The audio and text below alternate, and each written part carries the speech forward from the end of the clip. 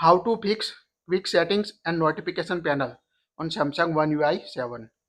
In the latest Samsung One UI 7, when you swipe down from the left side, you can see the only notification.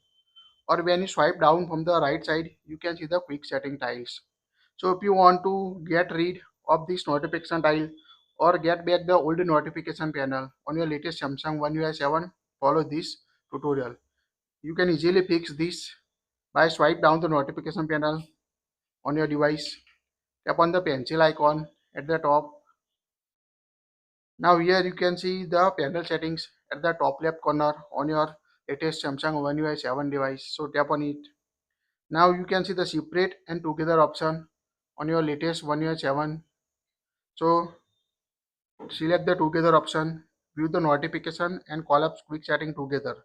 To view the full quick setting panel, swipe down one more time. So now go to home screen and swipe down notification panel twice and you can see both the notification and quick setting tiles like a One UI 6 or older Samsung One UI device. So quite easy to fix the quick settings and notification panel on Samsung One UI 7 device. That's it. If you like it, share it.